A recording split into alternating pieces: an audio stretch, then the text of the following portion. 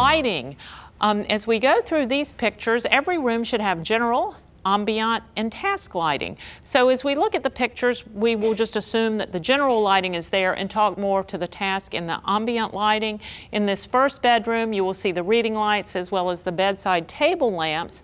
And I think what's so important to notice here, whenever I do this in a client's home, I always want to make one pair of the lampshades in a different color, because if they're all white like they are in this slide, it usually looks like you're in a lampshade store to look across the room and see 4 white lampshades. For some reason in this room, it is so well executed that I don't get that feeling. And I think maybe it is because of the white that is coming through in the wall covering and the rest of the room.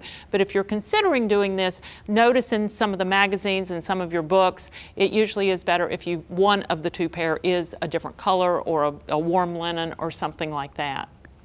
And then in this dining room, if you're going to hardwire sconces, you want to think about that while you're building or while you're renovating. Such a beautiful thing to do, having sconces in a dining room or flanking a fireplace in a living room, even in hallways or on a staircase as you saw earlier. So here the task lighting really is more of the chandelier, you know, over the eating area, and then the lighting surrounding you would be coming from the wall sconces. This is just a great idea, you know, a big lantern. We see so many fabulous lanterns out there now in lieu of a chandelier, and then the wonderful floor lamps flanking the sofa for more reading light. And then this room is by Jeffrey Bill Huber. He is in New York City, and you will see adjustable floor lamps on either side of the sofa, so you could really see very closely to do your crossword or your reading.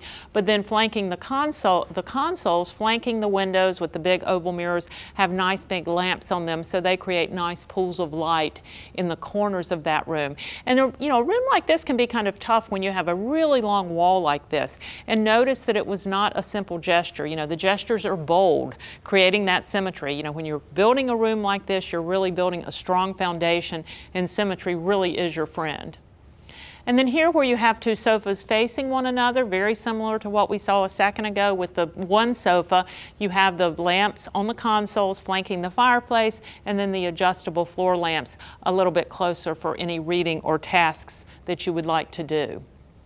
Gotta get your style, gotta get your style. Star Furniture.